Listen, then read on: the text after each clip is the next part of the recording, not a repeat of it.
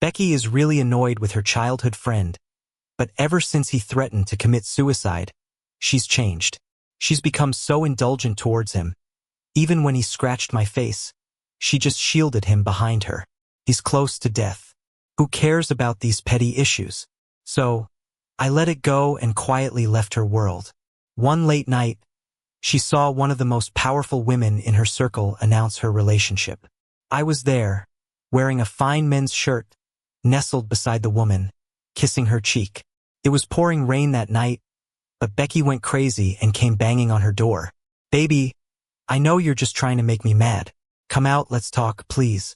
Becky has this annoying childhood friend, and whenever we'd hang out, he'd always find a way to tag along. One day, she and I went to watch a new movie, and on our way, Henry had already called 3 times. Becky didn't hesitate to block him on Instagram. Ruffling my hair, she said, "Don't worry, I have a boyfriend. I have to keep my distance from any old buddies." Just after the movie ended, she got a call from an unknown number. When she answered, it was her pesky childhood friend Henry again. "Becky, where are you? I told you I'm on a date with my boyfriend. Stop calling me. Don't you understand plain English?" He sounded on the verge of tears. "Wait, don't hang up. I really have something important to tell you." Becky hesitated for a moment but then cut the call. Her brows furrowed like she was worried about something. When I asked her several times if this shirt looked good on me, it took her a while to shake out of her daze. "It looks good on you, you look great in anything." I changed back to my original clothes. "Why do you seem so troubled? Are you really worried about him?" She paused and kissed my forehead. "Worrying about him? Why? Then why are you so distracted? Forget him, he's just being dramatic." Our date continued. At 9 p.m., there was a fireworks show by the city's moat, and the dazzling lights sparkled in people's eyes. I held Becky's arm, taking photos, but soon her phone started buzzing again in her pocket. This time it was Henry's mom. Whatever she said on the other end made Becky's eyes widen in shock, her face turning pale. "Okay, Auntie, I'll come right now." I asked her what happened. "Henry tried to kill himself. I need to go to the hospital." "Why would he do that? Just because you didn't answer his calls? That's way too extreme." She ran her hand through her hair, frustrated. "I don't know, but either way I have to go. Do you want to come with me?" Even though I didn't want to, I was curious about what new tricks Henry might be pulling. Opening the hospital room door, we saw Henry with red eyes, his wrists bandaged. He struggled to sit up. "Becky, you're here." Then, as soon as she got close, he pulled her into an embrace. "I knew you cared about me." The sight made me uncomfortable, but Becky didn't push him away. She just sighed, full of exasperation. "Henry, do you know how childish you're being? Trying to kill yourself over me is nonsense. It wasn't just because of you." He looked timidly at me. "Can you step outside for a minute? I just want to talk to her alone." Waiting outside for about 10 minutes, Becky came out looking really serious. I wasn't curious about his so-called secret. I just wanted to know when we could leave. "Are you guys done talking? Can we go home now? I've been out all day, I'm tired." It's not that I'm heartless. Henry's constant calls and deliberate harassment wore out any goodwill I had for him. Not to mention how, when Becky first introduced me, he shook my hand with a bright smile but secretly squeezed my hand hard. Childish games. "Henry has stomach cancer," Becky suddenly said. My heart skipped a beat, and I started to doubt if that was true. He tried to kill himself because he sees himself as a burden. It's my fault. If only I answered his calls, he might have had someone to talk to. His mom is a single parent. Without me, he had no hope. He feels like a burden, and that pushed him to suicide. "This isn't your fault," I tried to comfort her. "No one could have seen this coming. But Henry relies on me. I'm like a sister to him. And since being with you, I haven't paid him much attention. I feel so damn guilty." A cold wind blew down the corridor, chilling something inside me. I didn't speak. Becky didn't notice anything, lost in her guilt and self-blame. She seemed closed off, not hearing anything around her. Henry's voice came from the room. "Becky, can you stay with me tonight? I really didn't mean to trouble you. It's just my mom needs to work late at the market." "It's okay. I'll stay here with you. I'm not going anywhere.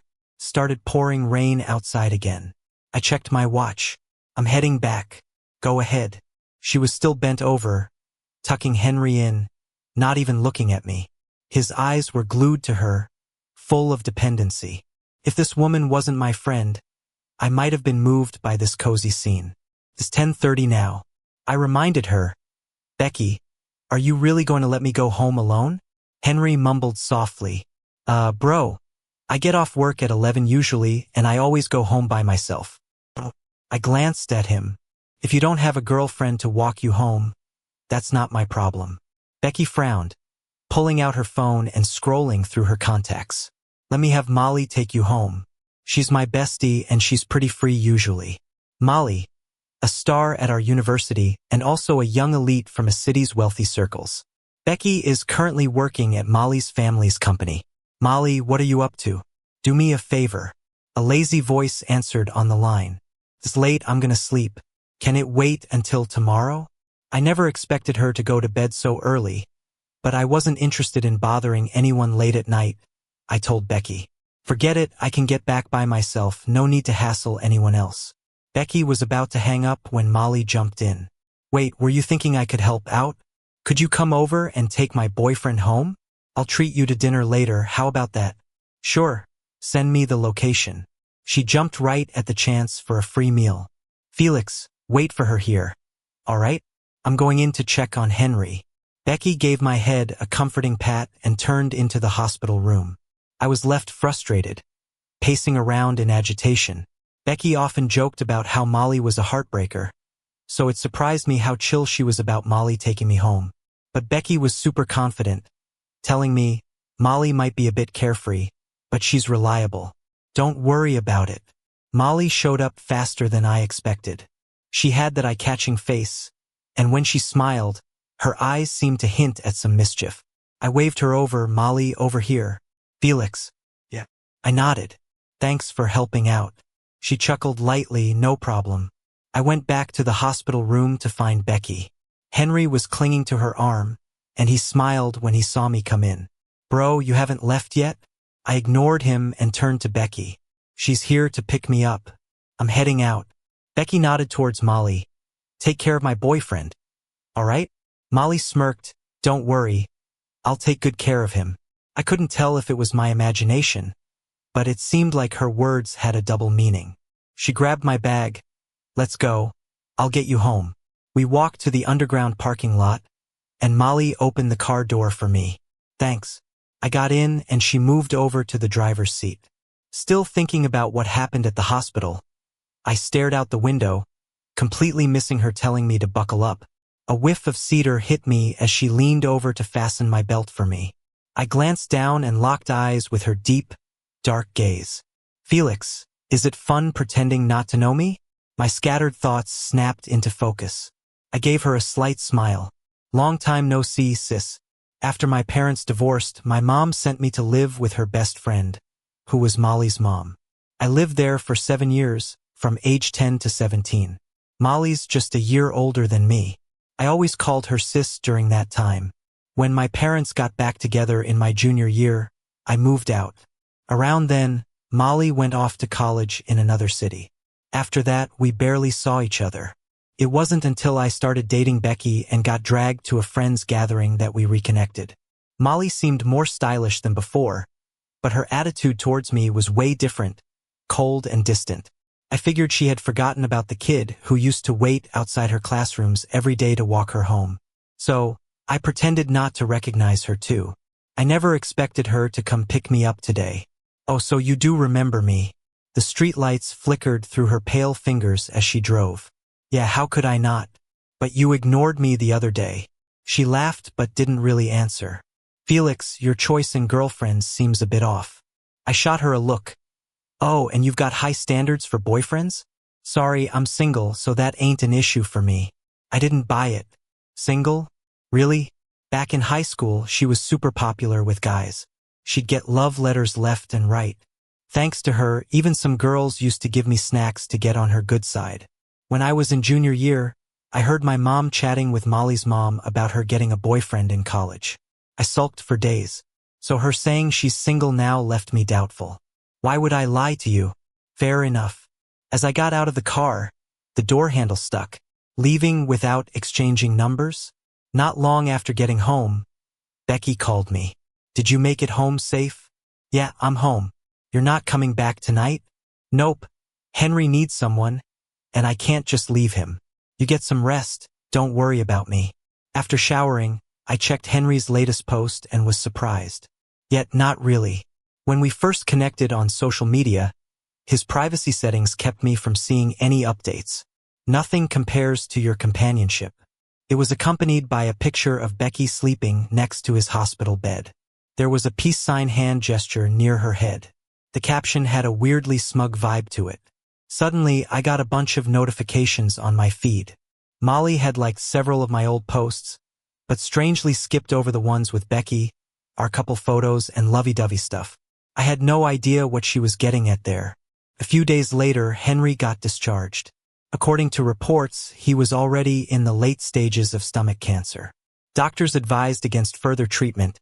Just eat, drink, and be merry. Becky turned down loads of work, saying she wanted to spend his last days together with him. At first, I let it slide. After all, he didn't have long left. But then I noticed he was pretty much monopolizing Becky's free time. Several times, she'd leave a meal in a rush because Henry called, apologize to me, and leave me hanging. After it happened a few times, I confronted her. He doesn't have much time left. Let him be with his family, right? His family doesn't care about him much. He's from a single-parent home. I thought you'd understand. Like hell I do. It's fine if you visit him occasionally. No issue there. But stop acting like his live-in maid. Don't you have any boundaries? I've known him forever. He's got terminal cancer. He needs support. Can't you just... She trailed off, not finishing the sentence. Forget it. Forget it. I don't want to argue with you. You'd better not start any trouble either. Your own issues. Can you not blame them on me? She irritably scratched her head. I really can't do anything else. Felix, can you try to understand me? This is just for another month or two. Promise. I really just see him as a little brother. I won't bother you. Hang out with him if you want. No need to inform me. That Saturday morning, I got a call from Becky. Weren't you saying earlier you wanted to go to Disney? Yeah. Well, is that little brother situation sorted out? Just when I thought she realized her mistake and wanted to make it up, what she said next blew me away. Henry just said he wants to go too. Do you want to come with us? If you do, I'll get an extra ticket. I got pissed off immediately. Come with us? So I'm just tagging along while you take him.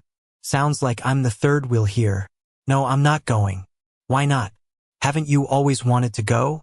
She used to be quite smart. But ever since Henry attempted suicide, she's been rusty. Really can't stand it. Who goes to Disney and takes a little brother? Then I heard Henry's slightly hurt voice on the other end. Is Felix not coming? Because he holds something against me, or does my illness bother him? Becky, it's not that. It's because you kept calling me then. So he inevitably assumes things. Henry said, feeling wronged. Forget it, Becky. I know nothing I say will help. Maybe the two of you should just go. It doesn't matter to me anyway.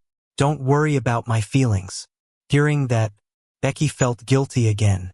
Don't talk like that. Felix, I can take him there next time. But I have to accompany you now. I hung up, not wanting to hear their back and forth on my phone. My heart felt a dull ache, almost making me sick. She didn't message me all day. At night, I saw Henry's grid post.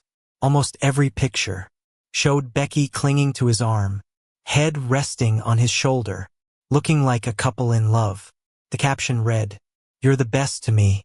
He even commented on it himself. Hey, stop guessing down there. It's not official, okay? This is just my childhood friend. But today at Disney, the photographer said we looked like a perfect match. Haha, almost forgot. This troublemaker is still in my contacts list. I deleted his contact info. Earlier this year, when Becky got her car, she promised she'd pick me up from work after. But she's not shown up even once lately. My gossip-loving colleagues kind of hinted asking if we had broken up. I just replied with 2 words, almost. After the sadness, all that was left was accumulating disappointment. Wasn't this what Henry wanted after all? But I didn't want him to succeed so soon. Just then, a notification dinged. It was a voice message from Molly. Have you had dinner? I can't cook. Usually, Becky picks me up after work for dinner. But I've been ordering takeout for days now. Sick of it. Scanned the app for 10 minutes. Couldn't find anything appealing. Not yet. Planning to order in. You're home? Yeah. If you're home, I'll swing by and pick you up. Let's go get something nice. Takeout isn't healthy. Normally, I'd probably refuse, but right now, I didn't seem to have a reason to. She has her little brother. Doesn't everyone have a good sister? All right, come pick me up. Molly showed up quickly as always. Come on down. She wore a casual jacket today, her hair casually styled. She flashed a faint smile when she saw me. Suddenly, I remembered high school, when I'd often wait for her outside her classroom, waiting for her to finish late study sessions so she could bike me home. Her classmates all knew our relationship. As her buddies headed out in line, they called out, "Sister." Molly would laugh and scold, "Get out of here. Since when did my brother become your brother?" Then she'd ruffle my hair, put her arm around my shoulder as we headed downstairs. Don't go claiming sisters randomly. Got it? I never would. Hard to believe how many years have passed. I collected my thoughts, smiling at her. Sis. Yeah. What do you want to eat? Anything's good. During the meal, Becky sent me a message. Spent all yesterday at Disney, so tired I passed out when I got home. What are you up to? Baby? Not mad, right? I really wanted to laugh. She's become oblivious to whether I'm upset or not. I simply replied, "Let's break up," then set the phone aside. Molly asked, "What's up?" "Nothing. Just ended a relationship." You were right. My taste in girlfriends is indeed questionable. She gave a faint smile, the warm light casting gentle shadows on her face. Made her look especially kind. Girlfriends, you can date them for fun, but wives, that's different. She paused. Especially with ones like Becky, breaking up early is a blessing. I nodded, thought for a moment, and asked her, "But is that how you view guys too?" "Nope. What's that saying again?" She lowered her gaze to think. When men lack self-respect, they're like rotten cabbage. I finished for her. I laughed afterward. You actually know that saying? Not bad. So, don't misunderstand me. The strange. Becky once told me, said Molly was a heartbreaker, but I didn't really believe it then. Becky seemed so sure, though. Got me doubting a little. After all, Molly did have the looks to attract attention. The next day after work, a coworker came over and said to me, "Dude, help." A super hot girl appeared outside our office. Even my old married heart can't help but flutter. Not paying much mind, I asked, "How pretty?" "Gorgeous beyond words. Honestly, prettier than your girlfriend by a few times."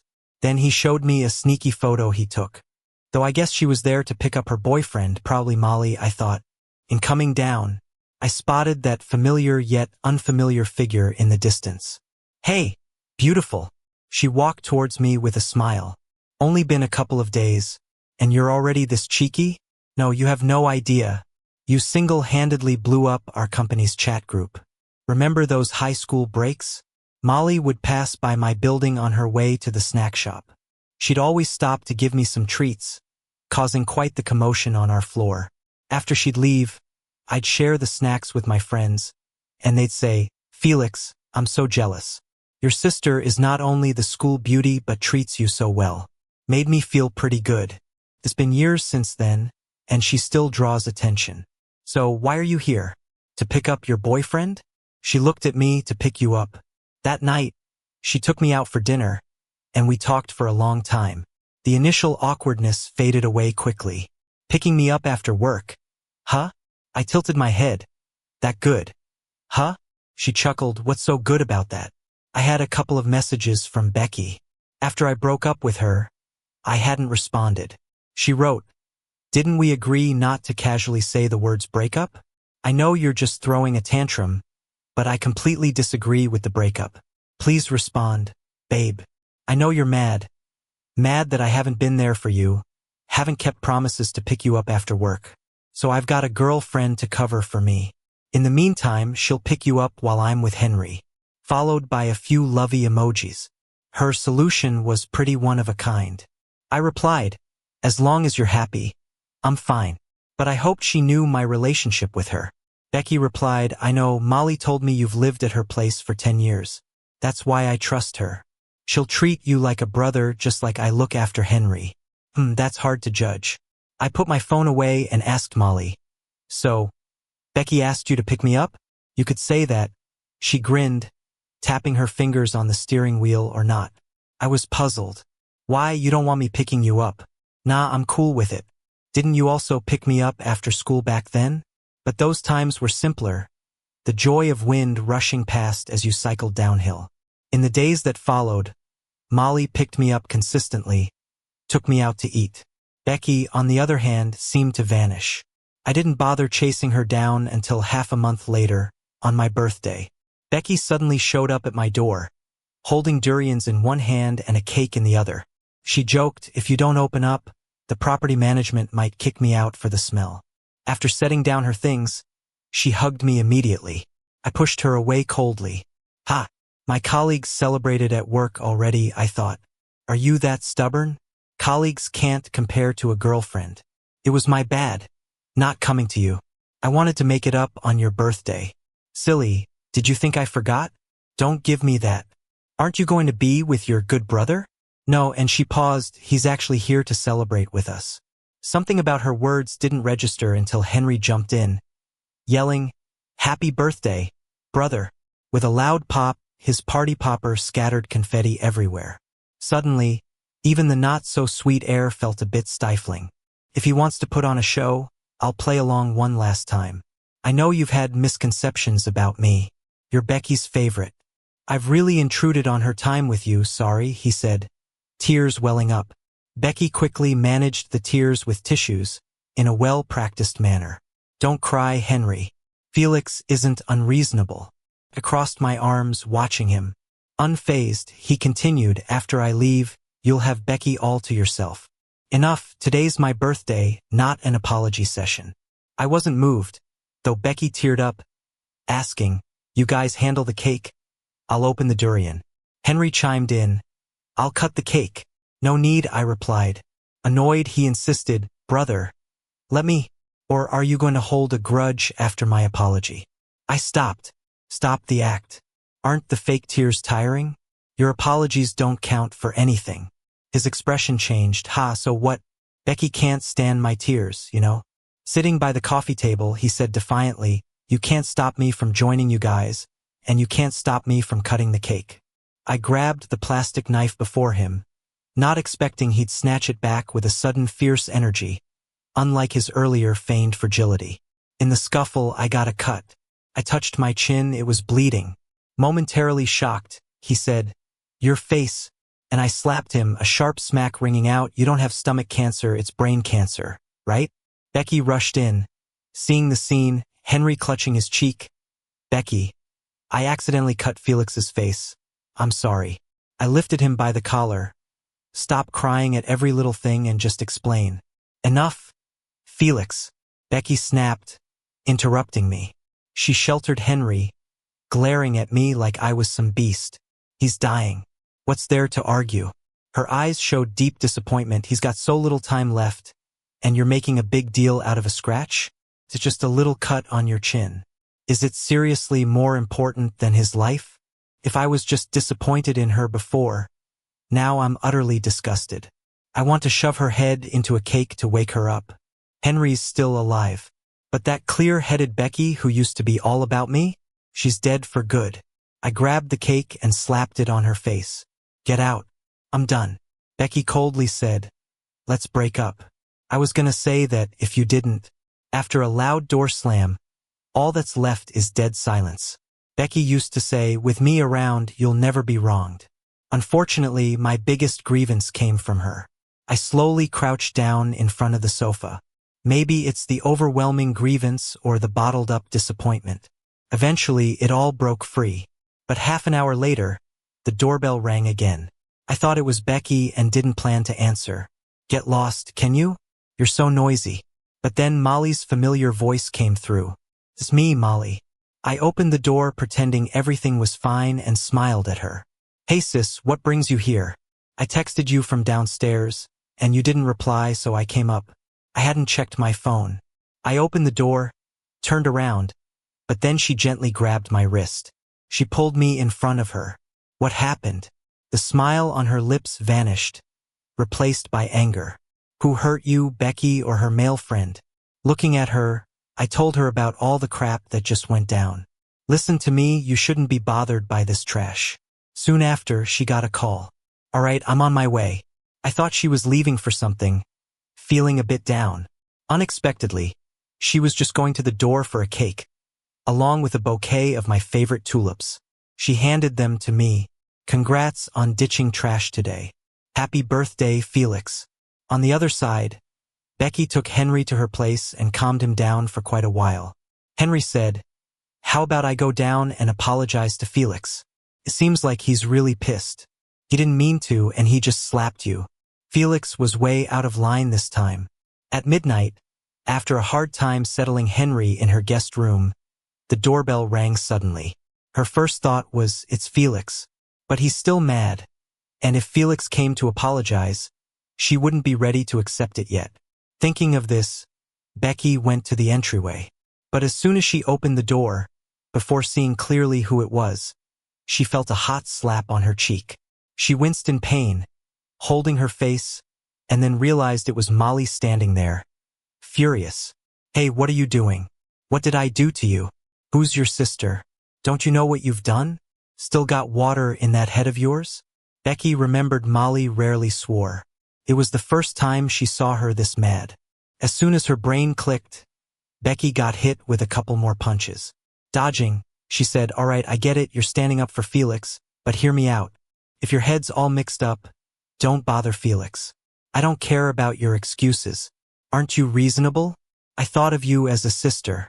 But Molly didn't listen to her reasoning. She was gone after laying it all on Becky. After taking that beating, Becky felt utterly pissed. To be honest, if it weren't for working under Molly, she wouldn't have restrained herself.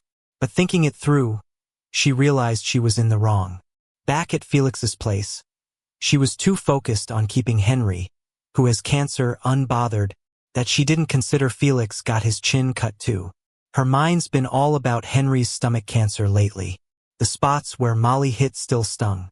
Thinking of it, Becky frustratingly ran her fingers through her hair. Whatever, let them both cool off. When he's calmed down, she'll buy him a more expensive gift. He should be fine then. Waking up in the morning, I felt incredibly refreshed. As I pulled the curtains, I saw the first light on the horizon. Thanks to Molly, I'm gonna remember parts of my 25th birthday fondly. She stayed with me all night, chat, and cheered me up until deep into the night. Somewhere along the way, I dozed off on the couch. But waking up, I was in bed. The living room was quiet.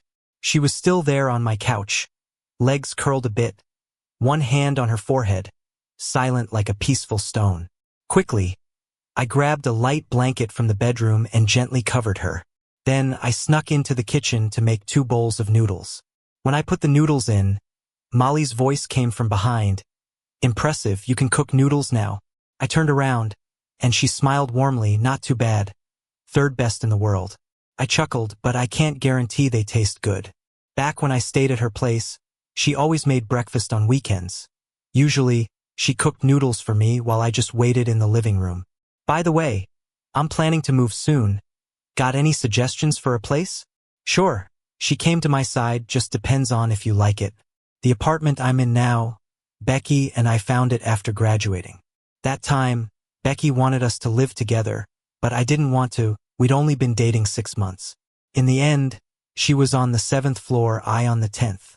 But now, being in the same building with her feels incredibly uncomfortable." I blocked and deleted all of Becky's contacts. With Molly's help, I quickly moved out of the apartment. She and Henry are better off being stuck with each other, so they don't harm anyone else. Finding the right place to live isn't easy. Molly let me crash at her place for a while. I was a bit unsure, like, won't it be inconvenient for you?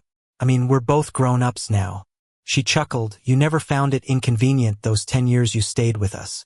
Now you're being all picky about it before you find a place. All right, guess I'll be hanging around at her place then. Stop trying to say no. I had quite a bit of stuff. I was worried she might not have room for it all, but turns out that was just me overthinking. Her home is in a villa complex, right in the bustling city center, but nice and quiet. More than enough space for just one more person. Before I arrived, she'd already tidied up a room for me. Got some new sheets and everything. She planned it all out perfectly. And then she helped me organize all my clutter. Finally, she handed me 2 keys, one for the main door and one for my room. I started to get more convinced that breaking up with Becky was a good move. Her first love drama popped up at the right moment. Otherwise, I wouldn't have seen what she was really like so soon. I quit my job not out of rashness. I had plans to move anyway. After quitting, Molly took me on a road trip. The beautiful scenery gradually patched up my crumpled heart. That night we got back. I went to see my buddy who sings at a bar. I sat and drank while he sang Happy Breakup just for me. When he finished, he joined me. Women are everywhere, man. We ain't missing one. Every time he badmouthed Becky, we down a shot. Pretty soon I was losing to him. I'm done, man. I'm gonna barf if I keep going. He clicked his tongue. I wanted to trash her some more. You're already tapping out. I'll get you home, he said as he reached to help me up. But right then my phone rang. He looked and said, hey, it's your sister. I'll answer it. I don't know what he said, but Molly showed up pretty quickly. When we got out of her car, I stubbornly refused her help. It was a wobbly struggle to the door. Then, when the elevator opened, I grabbed her arm. Hey, do all women like having a good little brother? She squatted down to take my shoes off. You're drunk. I'm not drunk, Molly. Even if you drink, I wouldn't be drunk. Just tell me, do you have a ton of good little brothers? Or am I just another one? I didn't even know what I was saying. It wasn't something I'd normally say. Her eyes got all serious and intense. You don't think I see you as a brother, do you? Silence hung in the air for a while. Molly looked down at me. You asked if all women love good little brothers. Well, let me tell you something. She locked eyes with me deeply. No, I never wanted to be your sister. Never, not before, not now. Honestly, I didn't know what to say. But her intense gaze made me feel like I should kiss her. So I did. I leaned in, planted a gentle kiss on her lips. Molly, what do you want to be with me? She froze for a second, then pushed me onto the couch, pinning me down. When I was nearly out of breath, she pulled back just a little and whispered against my nose. You kissed me. You already know the answer. When I woke up the next morning, my head was pounding. I turned over, half awake, and suddenly there was Molly, right there beside me. My heart raced a bit. Images of last night's kisses flashed in my mind. We kissed on the couch first, then things got fuzzily romantic in bed afterward. God, was that all just a dream? I got up, went to the living room, poured a glass of cold water, and touched my face. Felt squeaky clean. Then, a pair of slender arms wrapped around my waist. Molly hugged me from behind, her voice all sleepy. You're up. Yeah, got a headache. The morning sun was shining outside. There was a gentle breeze, and curtains gently swayed. My heart was racing. Come sit down, she said. Her fingers pressed rhythmically on my temples. Her scent of sandalwood drifted over. Feeling better? She asked. Yeah, much better, I replied. After washing up, we went out for breakfast. I tried to act all casual when I asked. So, did anything happen between us last night? She raised an eyebrow. What do you mean anything? You know, like that. Her laugh had a mischievous edge as she pulled me into a hug. I can't recall. Want to give me a demo? She clicked her tongue, kissed me for a bit and said, you kissed me like this. Now you want to back out? Little late for that. Wait, I did that? She laughed. Should have recorded it to prove it. You wouldn't back out like now. I'm not backing out, just clarifying. Yeah, we kissed. But nothing more. I'm not one to take advantage. My face felt hot all of a sudden. This cheeky girl really twisted my words. I didn't mean it that way at all. Honestly, I liked you since high school. I admitted, not kidding. I had a crush on you back then. Then in 12th grade, my mom told me your sister's boyfriend is so handsome. They look great together. Took me a week to get over it and stop having feelings for you. But who'd have thought? After all this time, what I wanted at 17 is starting to blossom at 25. Meanwhile, Becky just got some good news. When Henry went for a checkup, something miraculous happened. His condition improved. She believed it was her constant presence that did the trick. She planned to take him out for a celebratory meal. The place was super popular, with 2 rows of folks waiting outside. She and Henry got in line too. That's when she noticed the restaurant across the street had closed. That's where she took Felix for their first date. Just thinking about Felix's name got her all worked up again. He's probably regretting breaking up with her now. This was the biggest fight they'd ever had, and there was no way she'd back down first. She wasn't in the wrong, he was the one making a big fuss.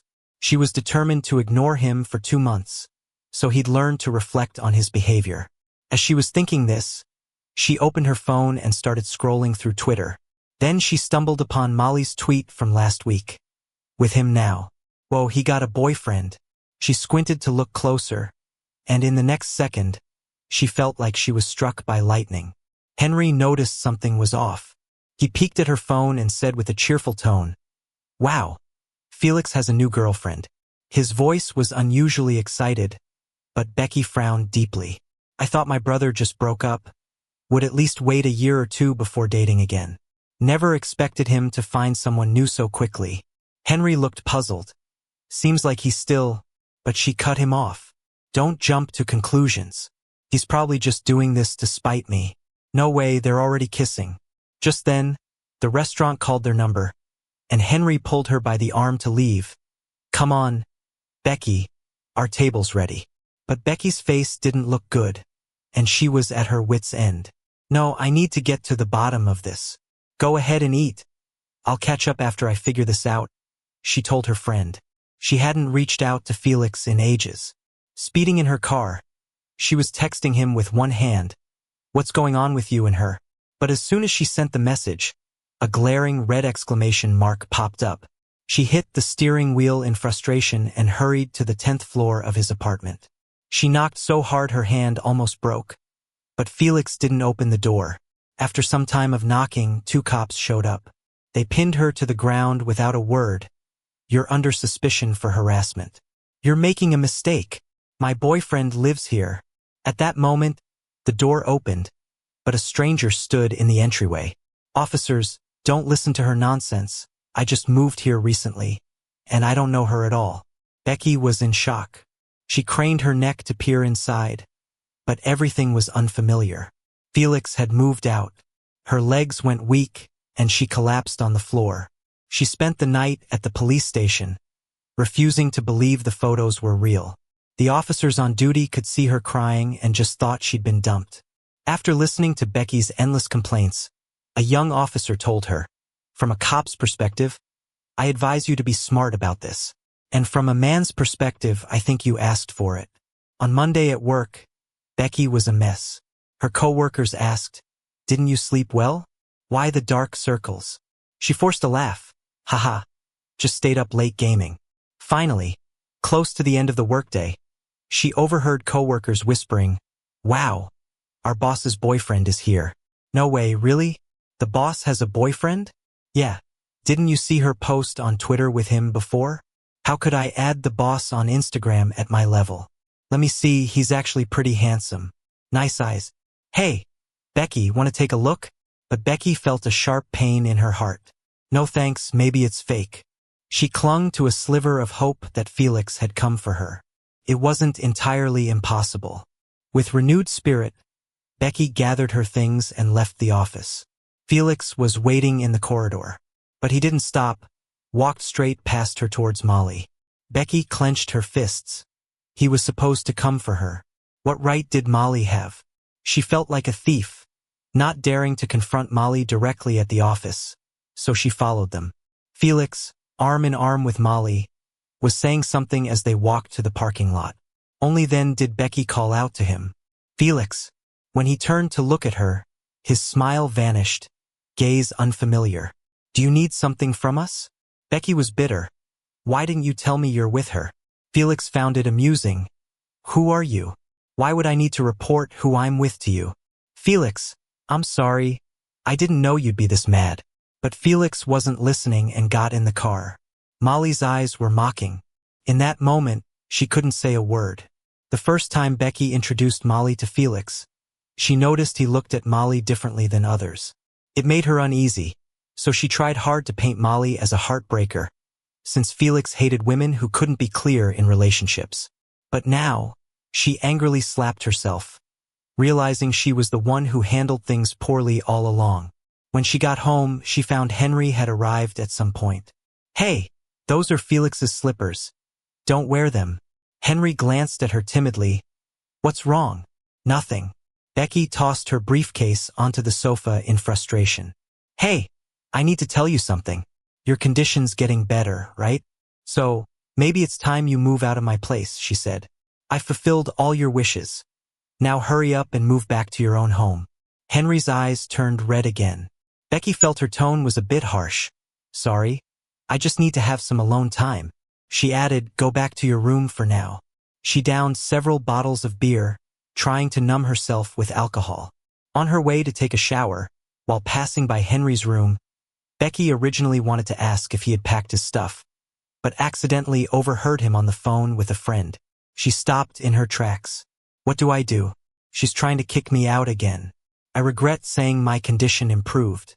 "Then just tell her your stomach cancer got worse, and act like you're crying in agony in front of her.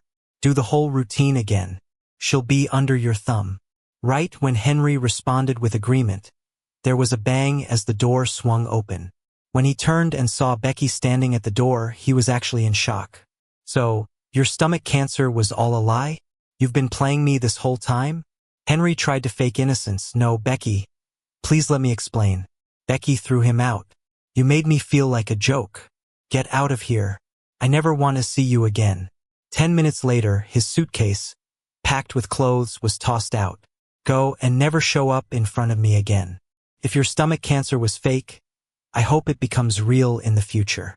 Henry knocked on the door for half an hour, feeling drained and tearless.